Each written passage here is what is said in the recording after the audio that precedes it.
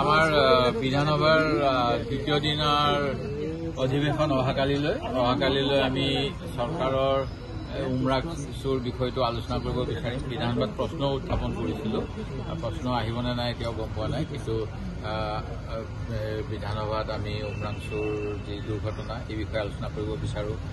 তিতাবৰত চাউলত আৰ্ছেনিক ওলাইছে, যিটো অতি ভয়ংকৰ কথা। তিতাবৰৰ চাউল বিশ্ববিখ্যাত আৰু তাৰ গৱেষণা কৰি পেলাই কৃষি বিজ্ঞানীসকলে আৰ্ছেনিকৰ ভয়াৱহ স্থিতি পাইছে আৰু তাৰ ফলত কেঞ্চাৰ আৰু অন্যান্য বেমাৰৰ সম্ভাৱনা আছে। সেই গতিকে চৰকাৰে কি কৰিব এইখিনি কথা আমি জানিব লাগিব।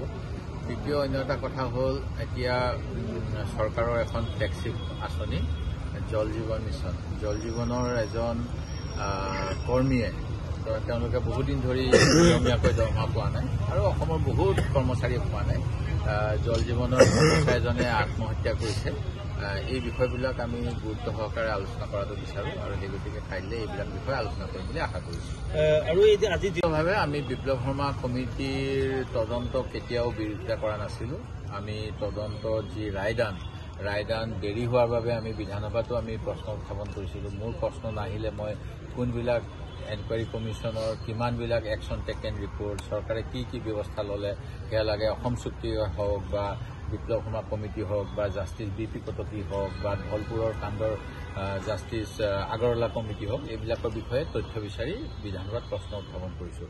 সেই গতিকে অসম যি লোকসেৱা আয়োগৰ 13 চনৰ বেটছটো আৰু 14 চনৰ বেটছটোক লৈ বহুত অনিয়মৰ কথা অভিযোগ উত্থাপন হৈছিল আৰু এইবিলাকৰ তদন্ত হোৱাটো বিচাৰোঁ, দোষীক শাস্তি দিয়াটো বিচাৰোঁ।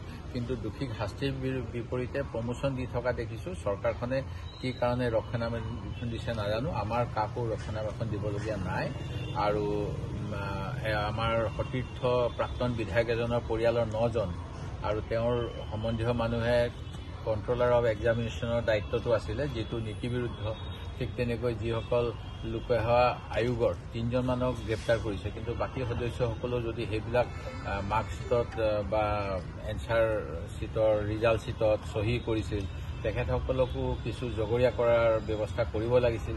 এইবিলাক কিয় চৰকাৰে নকৰিলে আমি নাজানো। সেই গতিকে আমি ৱেলকাম কৰিম।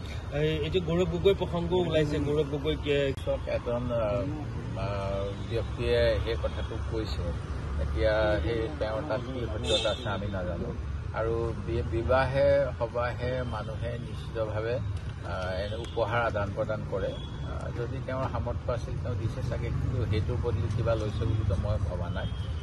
আমিও বন্ধু শুভাকাংক্ষী বিয়ালৈ গ'লে আমি উপহাৰ দিওঁ আৰু তেওঁ এতিয়া এইবিলাক দিছোঁ বুলি কৈছে, তাৰ কি প্ৰমাণ আছে নাজানো। মুখৰ কথাত কাকো শাস্তি দিয়া উচিত নহয়। আপোনালোকৰ CLP যেতিয়া বৈঠক হ'ল, দুগৰাকী বিধায়ক যায় ভাস্কৰ বৰুৱাৰ পৰা মাতৃ বিয়োগ হৈছে, কিন্তু ইয়াত আপোনালোকৰ এগৰাকী জ্যেষ্ঠ বিধায়ক ভৰত নৰহ উপস্থিতি দেখিবলৈ পোৱা নাই। তেখেতে ইতিমধ্যে আমাক অৱগত কৰিছে স্বাস্থ্যজনিত কাৰণত। তেখেতৰ আপোনালোকে জানে তেখেতৰ বিভিন্ন অসুখ হৈছিল। এটাতো তেখেতে ছাত্ৰাৱস্থাতে প্ৰথম নিৰ্বাচনৰ সময়তে তেখেতৰ এটা ভয়ংকৰ এক্সিডেণ্ট হৈছিল। তাৰ পৰৱৰ্তী সময়তো তেখেতৰ বিভিন্ন ধৰণৰ অসুবিধা আছে, যাৰ বাবে তেখেতে আপোনালোকে আমাৰ মেডিকেল যি ফেচিলিটি আছে এছেম্বলি হোষ্টেলত, তাত সুধিলেও গম পাব তেখেতে ৰেগুলাৰ ইয়াতে চিকিৎসা লৈ আছে। এতিয়া কিছু উন্নত চিকিৎসাৰ বাবে তেখেতে এই মাহটো অব্যাহতি লৈছে। মানে এছেম্বলিত থাকিব নহয়। ৰাজ্যিক বিজেপিৰ সভাপতি দিলীপ শইকীয়াই কংগ্ৰেছক আজি কটাক্ষ কৰিছে আৰু একেলগে দুৰ্নীতিৰ চৰ্দাৰ বুলি আকৌ এবাৰ অভিহিত কৰিছে।